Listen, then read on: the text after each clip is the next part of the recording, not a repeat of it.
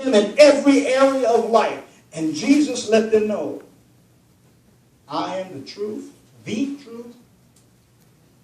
way, and the life. So, whenever we find ourselves looking for acceptance with God and the world, our flesh is still dictating. Our flesh is still dominating. Our flesh is not dead.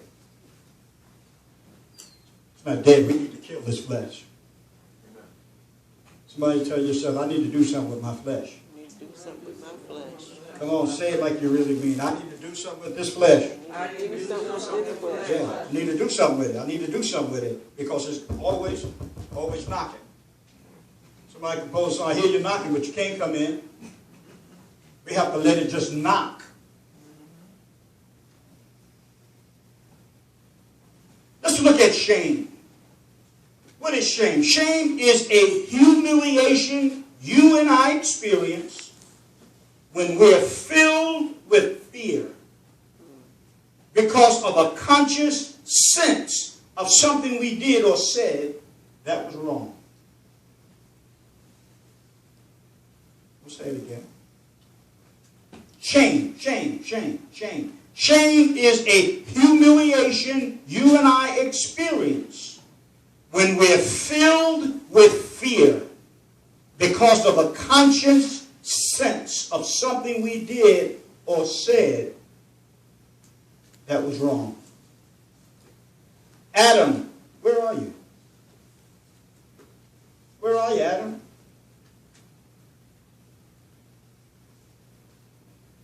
Adam was humiliated. Why? It was because of something he did that was wrong. What was that he did that was wrong? He disobeyed God and ate from the tree that God told him not to eat from. So that opened up a whole new dimension that God wanted to keep closed. Opened up a whole new dimension, and Adam, the Bible says his eyes were open. So that tells us that prior to his disobedience, his eyes was closed to sin. His eyes was closed to disobedience. Can we see what disobedience does to us? It opens the door for the enemy to just harass us to no end. And then we want to pray, the devil's busy, the devil's bothering me. Well, why? Why is he bothering you? You got to ask yourself some questions. Well, why is he bothering you? Did you leave a door open? Did you give him access to a place where he can harass you?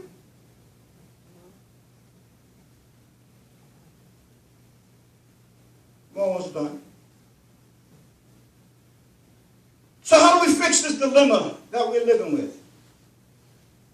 Just as Jesus told Nicodemus, he also tells us, you must be born again. Must be born again. Not over, but again.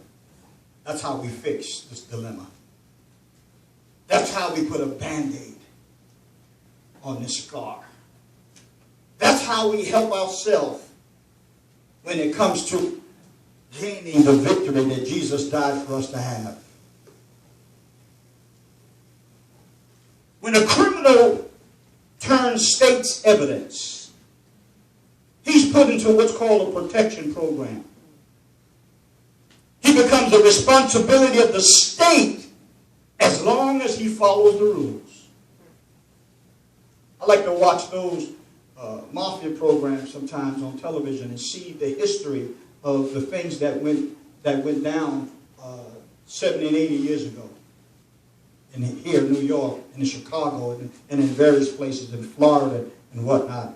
And every now and then, the FBI would catch one of the most notable criminals that were wreaking havoc, killing bodies all over the place. They would catch him, and they would have state's evidence on him.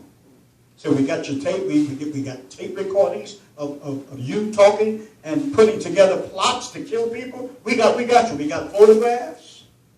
We got you, man. We got you. We're going to put you in the jail, and we throwing the key away. God says, well, you're right. Y'all got me. You got me. I can't deny the evidence that's right before me. He says, is there any mercy? Is there any way I can get some kind of mercy, some kind of grace? FBI said, yeah, you can give us your boy's name. Tell us all of the other people that we're looking for. Where are they? Where can we find them? God says, well, if I do that, I'm signing my death warrant. The FBI says, well, I tell you what. If you turn state's evidence, tell us what we want, we'll put you in a protection program. We'll give you a brand new name. We'll give you a whole new identity. And we'll ship you off someplace, you and your family, where nobody knows where you are. That's what it's like coming into the family of God. God's protection program gives us a whole new identity. We tell off. We're repenting. Hallelujah. God, I'm sorry for what I did. Please have mercy upon me according to your loving kindness and your tender mercy. And I accept your plan of salvation. I want to be in your protection program. And when we get into God's protection program, folks, we don't understand sometimes what we're in. God is protecting us now. He is our shepherd. Thank you, Father. He watches over us. David says he experienced this. He says, though I walk through the valley and the shadows of death, he said, I'm not going to fear no evil. Why? Because my protector is with me. My protector is with me. Yeah, death threats are all around me, but I'm not scared. Glory to Jesus. Because I'm in God's hand. And the book says they that are in God's hand can't nobody pluck out. No one. It's our insurance policy. As long as we stay with him. But if we make a decision to cross the boundaries that he set for us, we're on our own. That's just like the rain. That's why we have umbrellas when it rains. Having an umbrella doesn't stop the rain from falling. It just stops the rain from falling on us. Rain is still happening all around us, but we can walk through it with the umbrella without getting wet.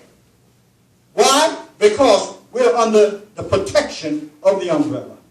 God is saying, if you accept my will for your life, I'll put you under my protective custody. I'll put you under my protective umbrella. When havoc happens all around you, you don't have to worry because you're under my protection.